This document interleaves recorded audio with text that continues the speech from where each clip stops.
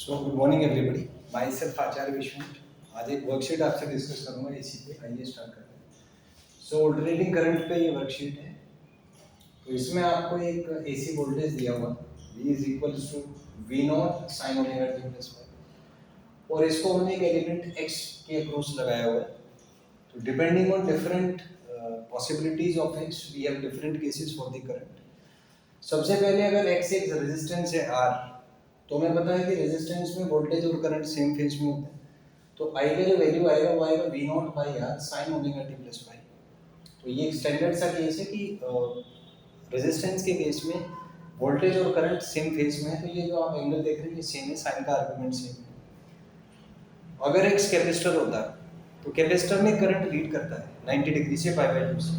तो करंट को अगर हम लिखें तो करंट का मैग्नीट्यूड जो एम्पलीट्यूड है वो आ जाएगा V नॉट अपॉन एक्स, और इसका जो फेज है वो आएगा omega t plus five by two, माने पाई बाई टू से लीड करेगा 90 डिग्री से। एक्स ही यहाँ पे एज वी नो की कैपेसिटिव रिएक्टेंस होता है 1 बाई ओमेगा सी या 1 बाई 2 बाई एफ इनटू सी। तो ये इसका करंट इस केस में ये आ जाएगा। थर्ड केस है जब एक्स एक इंडक्टर है तो इंडक्टर में वोल्टेज लीड करता है, माने करंट लैग करेगा। तो यहाँ पे प्लस की बजाय माइनस पाई बाई टू आप लगा दीजिएगा। तो यहाँ से आइए आपका आ जाएगा V naught upon X L. X L होगा इंडक्टिव रिएक्टेंस जो होता है ओमेगा एल या 2 बाई एफ।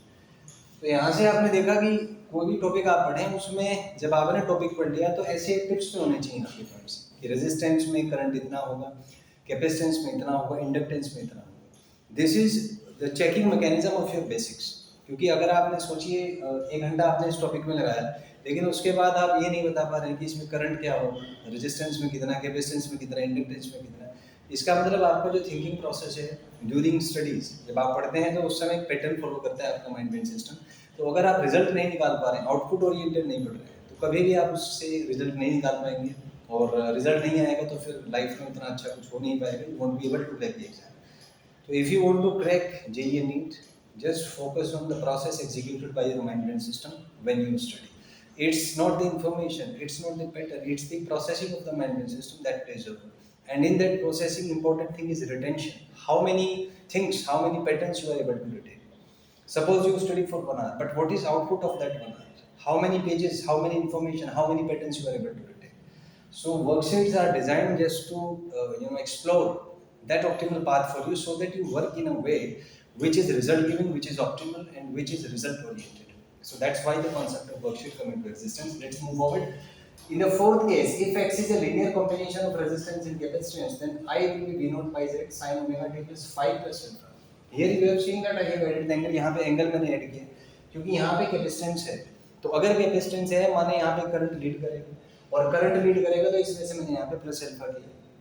अगर इम्पीडेंस की बात करें तो इम्पीडेंस हो जाएगा root under R square plus X square, जहाँ पे एक्स होता है आपका 1 बाई ओमेगा सी, और tan अल्फा जो है ये 1 by omega C into R होता है। इसको इम्पीडेंस डायग्राम से आप देख सकते हैं। अगर यहाँ पे आर एल होता तो एल की वजह से वोल्टेज लीड करेगा या करंट लीड करेगा, तो प्लस की बजाय हम यहाँ पे माइनस लगा देंगे। इम्पीडेंस हो जाएगा R square plus X L square, X L omega, तो tan अल्फा आपका omega L by R. Next is अगर यहाँ पे एल सी होता तो एलसी के केस में एल हो या सी हो, अगर दोनों इंडिपेंडेंट है तो हमें पता है कि पाई बाई 2 का फेज डिफरेंस है, लेकिन हमें ये नहीं पता कि इसमें से कौन बड़ा है, इंडक्टिव रिएक्टेंस बड़ा है या कैपेसिटिव रिएक्टेंस बड़ा है, और डोमिनेट कौन करेगा। तो इस वजह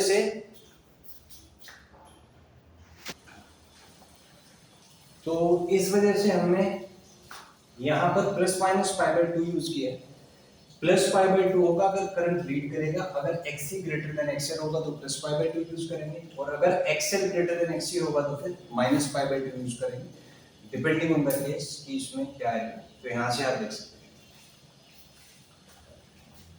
नेक्स्ट है यहाँ पे एक्सिस, अगर ये इसका लीनियर कॉम्बिनेशन है, आरएलसी कॉम्बिनेशन है, तो यहाँ पे आई आ जाएगा V naught by Z sine omega t plus 5 plus alpha, और z को इंपीडेंस कहते हैं जो होगा root under R square plus XC minus XL whole square, और यहाँ पे अगर tan अल्फा कैलकुलेट करें तो ये XC minus XL by R आ जाता है।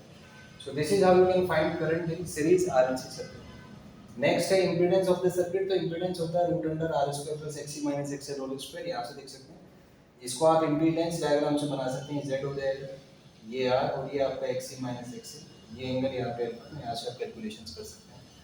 नेक्स्ट है कंडीशंस फॉर मिनिमम इंपीडेंस, तो इसमें जो स्क्वायर वाला टर्म है, क्योंकि r तो कांस्टेंट है, ओमेगा पे डिपेंड नहीं करता, तो ये जो स्क्वायर वाला टर्म है इसको आप जीरो कर दीजिए, तो यहाँ से ओमेगा आपका आ जाएगा 1 बाई रूट एल सी।